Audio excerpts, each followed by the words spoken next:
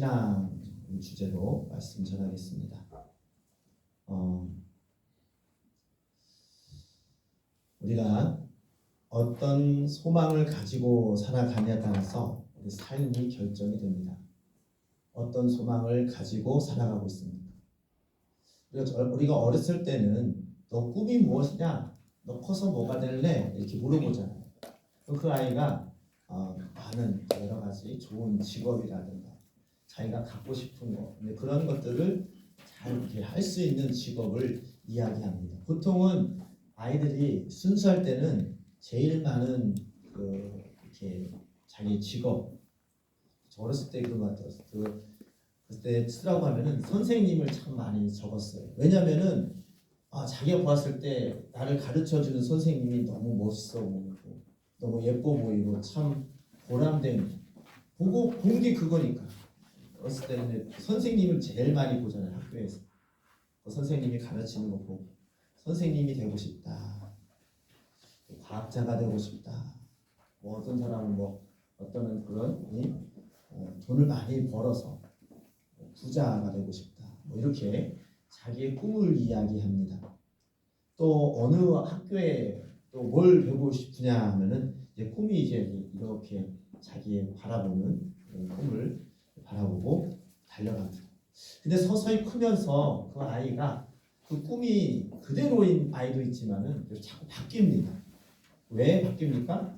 그동안에 이제는 많이 생각했던 그런 시야라든가 그런 경험들이 넓어지다 보니까 선생님보다 더 좋은 게 있네. 선생님이 꿈이었던 아이가 선생님만 알았기 때문에 자기가 눈을 볼 때 선생님이 제일 좋아 보이기 때문에 선생님이 되고 싶었는데 조금 크다 보니까 이 선생님이라는 직업보다는 내가 다른 것을 더 좋은 것이 생겨나기도 하고 또 마음이 바뀌기도 합니다. 그래서 꿈이 자꾸 바뀌어요. 초등학교 때의 꿈이랑 또 중학교 때의 꿈이랑 나중에 고등학교, 대학교 때의 꿈이 달라집니다. 또 왜 그러냐면은 그 직업을 가지려면 내가 능력이 어느 정도 되는지, 재능이 있는지 서서히 자기 능력과 재능을 알아가죠. 나는 대통령이 될 거야 이렇게 얘기해서 진짜 대통령이 되는 사람도 있지만은, 나는 선생님이 될 거야 해서 선생님이 되는 사람이 있지만은, 내가 공부를 하다 보면 나는 공부에 소질이 없어, 남을 가르치는데 소질이 없어, 앞에 나가서 말하는 것이 굉장히 참 힘들어, 이런 사람들은 선생님 이거 하기가 쉽지가 않죠. 저거는 나는 적성이 안 맞아. 그러면 다른 길을 하죠. 운동선수나 어떤 기술자나 나는 이런 게 더 맞는 것 같아. 자기 꿈을 찾아갑니다. 그 꿈을 찾아가면서 그 꿈을 이루는 사람은 참 행복하고 보람된 그러한 것을 느낍니다. 근데 반대로 그 꿈을 이루지 못하면 실망하게 되고 낙심하게 됩니다. 흔히 우리 젊은 세대들에게 뭐라고 말합니까? 꿈이 없는 세대라고 얘기를 합니다. 특히 이제 초등학교 때는 좀, 옛날에는 어렸을 때는 그 꿈이 많았는데 지금 요새 와서는 요새 초등학생들도 꿈이 뭐냐고, 커서 뭐가 되고 싶냐고 말하면 없다라고 하는 사람이 굉장히 많아졌습니다. 이게 비전이 없는 사람은 참 불우하죠. 뭐가 되고 싶은 것도 없고 딱히 잘하는 것도 없고 그냥 어떻게든 되겠지, 이렇게 살아가는 사람들이 점점 많아지고 있습니다. 근데 그럴수록 그런 사람의 특징이 무엇입니까? 여러분, 꿈이 있는 사람과 없는 사람의 그 특징이 무엇입니까? 꿈이 있는 사람은 목표가 있기 때문에 그것을 이루기 위해서 자기 생활에 절제하는 게 생겨요. 운동선수가 그렇잖아요. 내가 운동선수 잘하려면 그 운동을 하려면은 자기 몸을 만들어야 되고 훈련을 해야 되고 자기의 건강을 챙겨야 됩니다. 그러면 먹고 싶은 것도 마음대로 못 먹고 내가 놀고 싶은 것도 절제하고 그 시간을 계획에 맞춰서 그렇게 움직여야지만이 운동을 잘하잖아요. 어떤 공부를 하고 어떤 선생님이 되든 어떤 직장에 가든 간에 마찬가지입니다. 내가 어떤 목표를 생겼다는 것은 그 목표를 이루기 위해서 무언가는 자기 생활에 그런 계획과 그런 결단이 있습니다. 그런데 그 꿈이 없어요. 뭐가 되고 싶은 거, 또 무슨 일을 해야 하는지 모르는 사람은 그런 게 없는 거예요. 그러면 항상 삶에 방종하게 되고 의욕이 없고 힘이 없는 그러한 삶을 사는 것입니다. 요즘 세대가 더 그런 것 같아요. 어쩌면 더 이제 젊은 세대들이 이 삶의 그런 벽들이 현실 벽이 높다 보니까 저거는 내가 할 일이 아니야. 이거는 아니야. 이건 내가 담당할 수 없어. 이렇게 말하고 또 이렇게 생각하고 포기하는 그런 세대들이 참 많아지는 것을 볼 때에 참 가슴이 아플 때가 있습니다. 그렇다면 우리 믿는 사람들은 우리 하나님을 믿는다는 것은 무엇입니까? 우리가 사도 바울이 고백하기를 내게 능력 주시는 자 안에서 내가 모든 것을 할 수 있느니라 이렇게 신앙 고백을 하는데 이 말씀이 굉장히 우리에게 도전을 주잖아요. 하나님께서 주시는 그 믿음과 비전은 어쩌면 내가 생각하는 것보다 내가 생각지 못한 부분을 더 생각하게 되고 갖게 되고 그것을 이룰 수 있는 동기부여를 부여해 주십니다. 특히 성령이라고 하는 것은 지난주에 말씀드렸듯이 성령은 바람과 같아요. 우리가 공기 빠진 축구공이나 풍선을 보게 되면 힘이 없잖아요. 근데 거기다가 바람을 세게 집어넣으면 어떻습니까? 팽팽해가지고 단단하고 유용하게 쓸 수가 있습니다. 사람도 마찬가지죠. 성령의 바람이 그 안에 확 들어가면은 뭔가 목표가 생기고 특별히 하늘의 소망, 하나님께서 주신 비전을 갖게 되고 그리고 그 마음속에 성령의 바람에 의해서 그 바람을 타고 힘을 타고 그 꿈을 이루기 위해서 달려가는 사람으로 변화되는 것입니다. 아멘. 여러분의 정말로 성령의 충만함이 임한다고 소원하는 이유가 무엇입니까? 성령의 힘에 의해서 성령의 도우심으로 여러분의 하늘의 소망이 있는 그 천국 그리고 내 마음 인생에서 정말로 주님께서 기뻐하시는 그 인생을 살아가기 위해서 성령 충만을 바라보지 않습니까?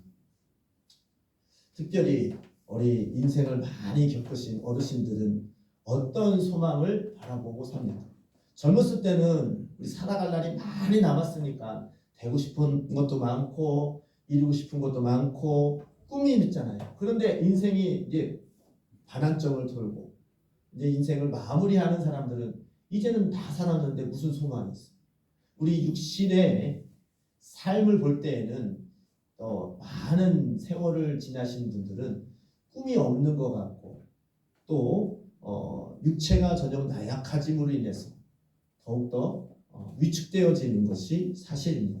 하지만 우리가 성령님께서 주시고 여기 오늘 보니까 새 하늘과 새 땅을 바라보고 영원한 그 세계를 바라보는 사람은 우리 육체의 연약함과 상관없이 우리 꿈이 영원한 천국을 바라보고 있기 때문에 그 꿈을 향해 달려가는 그런 믿음의 삶을 살게 되는 줄 믿습니다.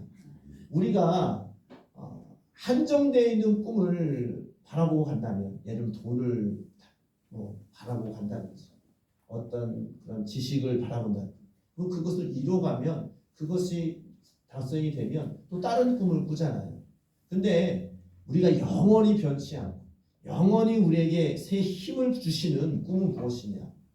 오직 하나님께서 주시는 천국의 소망 그리고 성령님께서 주시는 그 거룩한 그 삶을 살아가게끔 우리에게 비전을 주시고 소망을 주시는 그 꿈을 가질 때에 우리가 변치 않고 그리고 그 꿈을 향해 달려가는 그런 믿음의 사람이 되어지는 줄 믿습니다. 아멘. 우리 많은 꽃들 중에서 해바라기라는 꽃이 있습니다. 해바라기가 왜 해바라기죠? 해바라기 아시죠? 이렇게 노란색 이렇게 되고서 가운데가 이렇게 씨가 많이 있고 키도 큰데 이 해바라기의 그것은 말 그대로 이것은 해를 바라보면서 이렇게 크기 때문에 해바라기입니다. 그러니까 해만 이렇게 쳐다보는 게 해바라기예요. 그 해바라기가 햇빛을 잘 쬐고 또 광합성 작용을 통해서 잘 영양소가 공급될 때에 그가 열매도 맺고 씨도 맺고 잘 자라듯이 우리의 영혼도 하나님께서 주시는 그 은혜와 그 사랑을 내가 누리고 그것을 경험하고 살아갈 때에 우리 영혼이 건강하고 우리가 항상 하나님을 바라보는 그런 믿음 생활을 하게 되는 줄 믿습니다. 우리가 그런 게 있잖아요. 그늘과 햇빛의 차이를 엄청나게 실감할 때가 여름과 겨울을 보게 되면은 겨울을 보세요. 아주 추울 때요. 햇빛만 찌는 데만 가도 따뜻해. 이런 생각이 들죠. 그렇잖아요. 햇빛이 있는 데만 가도 따뜻하다. 여름에는 여름엔 반대로 그늘에 있는 것만 해도 햇빛에 쨍쨍 찌어져 있는 그런 더운 데 있다가 그늘에만 가도 시원해. 이렇게 느끼지 않습니까? 그러니까 햇빛이 있고 없고에 따라서 굉장한 차이점을 느끼잖아요. 그와 같이 햇빛을 쬐임을 받느냐 쬐임을 받지 않느냐에 따라서 우리가 기온의 그 차이를 느끼고 어떤 식물들도 마찬가지로 햇빛이 잘 드는 곳에 있는지 아니면 그늘에 있는 것에 따라서 그 식물이 잘 자라고 자라지 않느냐에 따라서 차이가 있습니다. 마찬가지로 내가 항상 하나님의 은혜에 노출되어 있는 사람, 하나님의 그 사랑을 내가 늘 경험하고 깨닫고 있는 사람, 또 그렇지 않는 사람은 삶의 그 분위기가 완전히 다릅니다. 항상 나는 우울하다, 난 항상 힘들다, 뭔지 모르게 뭔가 찍어 누르는 것 같고 힘들고 아프고 괜히 일한 것도 없는데 힘이 들고 이렇다. 이게 뭡니까? 영적으로 뭔가는 하나님의 은혜와 사랑의 힘을 공급받지 못하는 거예요. 또 반대로 성령의 하나님의 은혜를 입은 사람은 괜히 한 게 없는데 기뻐요. 오늘 그런 게 있지 않습니까? 좋은 일이 생기거나 내 몸 상태가 좋으면 우리는 본능적으로 내 마음속에 엔돌핀이 솟아요. 내 육체에 뭔가는 나를 기쁘게 하는 그런 힘이 내 속에서 나타나는. 그러니까 주위에서 어떤 힘에 의해서가 아니라 내가 건강하고 내가 좀 어느 정도 좋은 생각을 하게 되면 내 속에서 엔도핀이 솟는다니까. 기쁨이 온다고. 그게 하나님의 은혜가 공급되어지면 하나님의 사랑을 깨달아지면 여러분 마음속에 정말로 기쁨의 감사의 에너지가 생성되어지는 줄 믿습니다. 그것이 하나님의 은혜를 받은 증거예요. 은혜를 받은 사람은 어디를 가든지 간에 그 마음속에 햇빛이 찌어진 것 같이 힘이 있고 또 감사가 있고 기쁨이 있어서 그냥 기쁨이 있는 거예요.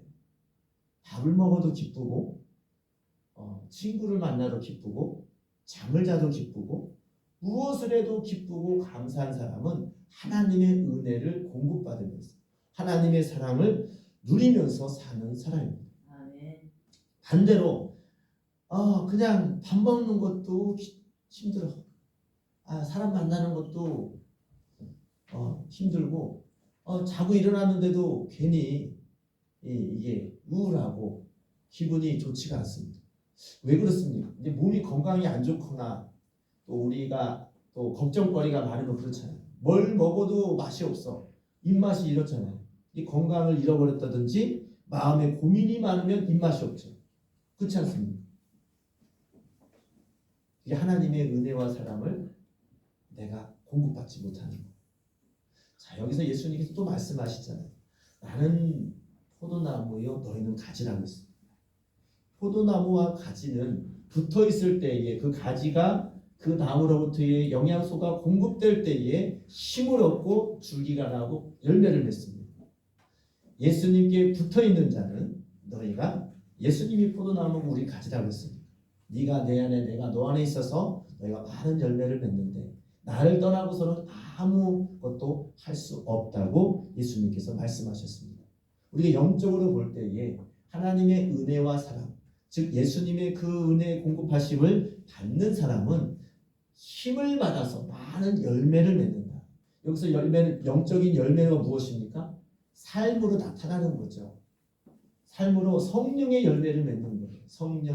성령의 열매는 무엇입니까? 사랑과 희락과 충성과 온유와 절제, 자비와 충성 이런 것들이잖아요.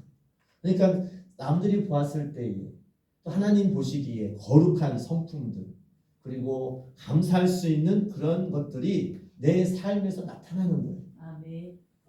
어떻게 하면 예수님께 붙어 있는 사람, 하나님의 사랑이 공급되어지는 사람은 그러한 것들이 나타나는 겁니다. 누가 뭐라 해서 그런 게 아니라 내 속에서 생성되어지는 거예요. 아멘. 하나님의 은혜를 받은 사람. 그런데 반대로 그렇지 않은 사람은 그게 단절되니까 반대가 성령의 열매의 반대가 오는 거죠. 사랑이 아닌 미움이 있고요. 화평이 아니라 불안이 오고요. 충성이 아니라 나태함이 오고요. 그 다음에 절제가 아니라 방종이 오고요. 그러니까 생활이 점점 약해지고 소망이 없는. 근데 그것이 그의 끝은 무엇입니까? 사망이요, 지옥으로 가는 그러한 방향으로 가는 삶이 되는 것입니다. 근데 그렇게 하려면 어떻게 됩니까? 해바라기처럼 햇빛을 잘 쬐야지만이 그 식물이 잘 자라듯이 우리 영혼은 하나님의 은혜와 사랑을 자꾸만 공급을 받고 그것을 경험할 때에 우리가 강건케 되고 힘을 받고 시간마다 하나님께 감사하며 살아가게 되는 줄 믿습니다. 아멘. 이 주만 바라보는 신앙은 그거예요. 내 육체에 소망을 두고 하나님 외에 다른 것을 소망을 두고 가는 사람은 그것은 이 세상에 변치 않는 게 어디 있습니까? 다 변하죠. 하나님 외에는 예수님의 사랑 외에는 다 변합니다.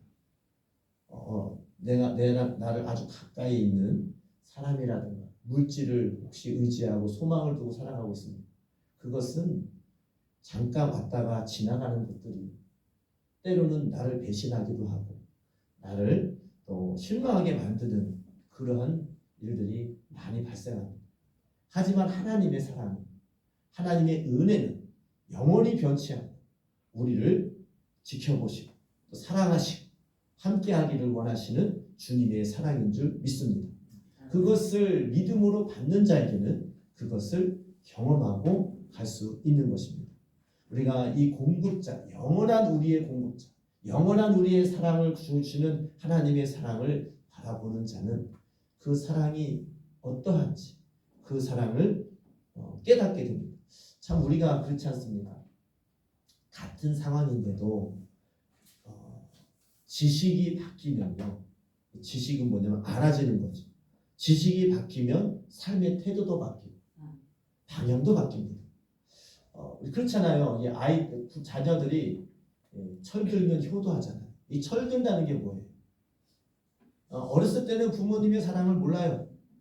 부모님이 잔소리하고 또 부모님이 억압한다고 생각합니다. 특별히 이제 질풍노도의 시기. 제가 지난주에 우리 교회에서 전도했잖아요. 저기 파밀리에 쪽에 가서 전도를 했어요. 저기 건너가가지고 했는데 거기 학생들이 많이 있더라고요. 특히 중학생들 많이 있는데 대화를 한번 해봤어요. 와, 중학생들이 눈빛부터가 달라요. 어떻게 다른 이 눈빛이 뭐냐면은 나 건들지 마 이렇게 써 있어요. 이게 전도를 하려고 하면 일단 이게 섬뜩해 눈빛이. 그래서 어떤 대화를 하면 항상 되지도 않는 말로 대답을 합니다. 어떤 애가 그래요. 너 어디 학교 다니니? 남자예요. 저는 여고에 다니는데 말도 안 되는 거잖아요. 그리고 너 교회 가봤니? 불교인데요. 너 지금 하나님 있다 생각하니? 하나님이 아니고 부처님이 있다 생각하니? 항상 어떤 말을 하면 그 어른들의 말에 그 정반대의 말을 얘기하는 거예요. 너 그렇게 말하는 것이 어른들한테 그렇게 말하는 것이 옳다 생각하니?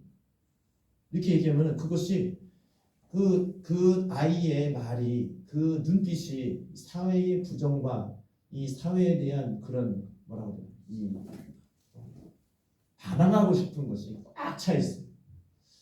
근데 하나만 그런 게 아니라 그 주위에 대화해 보니까 다 그래요.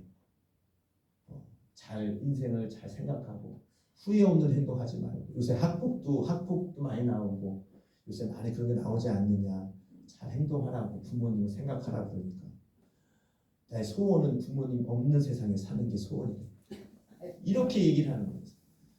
뭐 학폭에 하다가 걸리고 하고 잘못되면 뭐 감옥 가고 죽으면 되죠. 이렇게 얘기를 하는 거예요. 그런 아이들이 한두 명이 아닌 거예요. 야, 참 걱정이 되면서도 한편으로는 그래, 그 시절은 다 그래, 내가 아이들한테 그랬어. 그래, 나도 너희 같은 시절을 보냈는데 반항하고 싶고 또 응? 뭐든지 불만이고 이렇게 생각되지. 근데 지나고 나면 다 별것 아니다. 네. 한 가지만은 기억하라. 이것 또한 지나가고 결국은 나중에 너희들이 발목 잡힐 일은 하지 않도록 조심하라. 나중에 후회한다. 후회할 행동을 하지 말아라. 그 한마디 했어. 분명히 하나님은 살아계시니까 나중에 하나님 앞에 내가 어떻게 서야 할 것인지 한 번쯤 생각해보라. 이렇게 권면하고 말했어요. 이게 이 교회의 전도를 떠나서 사회의 불만이 많은 그런 사고 방식이니까 무슨 말해도 안 들어가는 거예요. 참 마음이 아프더라고요. 요즘 세대가 그렇다는 것을 볼 때에 이 세대가 참 악하구나. 이런 분위기에서 우리 아이들이 만약에 믿음을 지키거나 또 하나님을 믿는다는 것이 얼마나 힘들까. 또 그런 분위기에서 어떻게 하나님을 말할 수 있을까. 이렇게 생각을 해보니까 마음이 굉장히 찹찹했습니다. 근데 왜 그런 아이들이 아이들만 그렇습니까? 어른들도 그래요. 어른들도 이 사회에 불만이 많은 사람들 왜 요새 강력 범죄가 일어나고 또 많은 사람들이 많은 사람들이 뉴스에 많이 나옵니까? 반사회적인 사고방식을 가지고 있습니다. 불만이 많은 거예요. 내가 받은 사랑은 내가 받은 은혜는 깨닫지 못하고 내가 없는 것 상대적인 박탈감이 크다 보니까 그런 일탈행위를 하는 겁니다. 자, 철이 든다는 게 뭐냐? 내가 받은 사랑을 깨닫는 게 철이 드는 거예요. 아, 부모님이 나를 이렇게 사랑하셨구나. 지나고 나니까 내가 어른이 되다 보니까 내가 아이를 낳고 가정을 이루다 보니까 부모님이 내 나이 때 부모님이 나를 해줬던 것이 생각나면서 아, 부모님이 나를 위해서 이렇게 희생하시고 또 나에 대해서 이렇게 사랑해 주셨구나. 그때 깨닫는 거예요. 부모님은 어제나 어렸을 때나 지금 여전히 나를 사랑하시고 나와 나를 이렇게 은혜 베풀어 주신 것은 한결같지만 그 자녀들 생각이 바뀌는 거죠. 전에는 부모님의 은혜를 몰랐다가 지식이 생기는 거예요. 아, 부모님이 나를 이렇게 사랑하셨구나. 이렇게 힘든 가운데서도 나를 위해서 희생하셨구나. 깨달으면 철이 들죠. 그걸 철들었다고 하잖아요. 아, 내가 철들었어. 부모님 생각할 줄도 알고 효도할 줄도 알고. 왜 그렇게 바뀌었습니까? 지식이 바뀌는 거예요.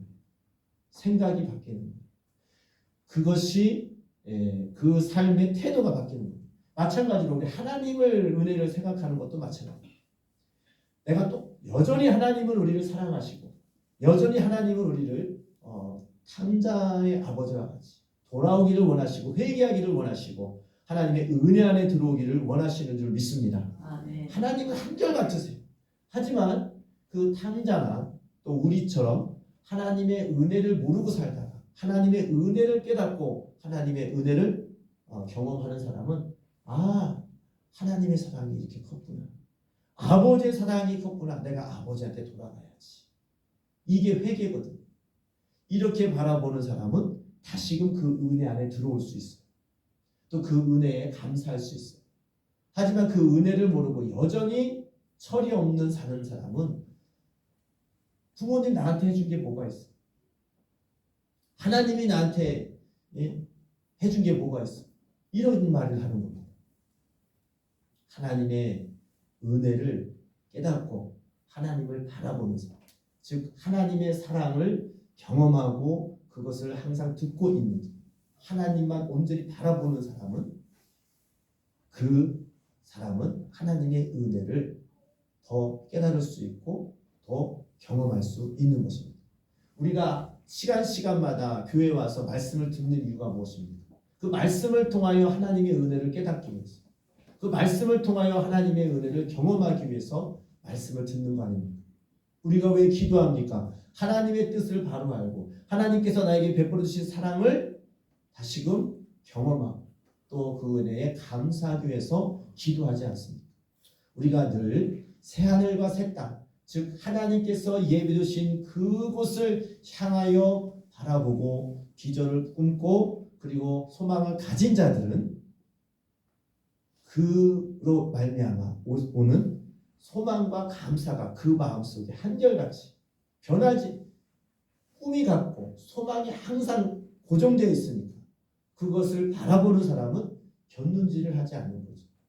우리가 항상 우리 마음속에 여러분 자신을 살펴봐서 하나님의 사랑과 은혜를 먼저 생각하고 받은 은혜를 깨닫는 지혜로운 자가 되기를 주님의 이름으로 축복합니다. 아멘. 아까도 찬양을 했는데 하나님의 은혜를 삼아 하나님의 선하심을 닮아가기를 바라고, 그러한 사람은 하나님의 자녀로서의 그런 은혜 안에 들어올 때에 그 후렴구에 보면은 나의 작은 신음에도 하나님은 응답하시고 아멘.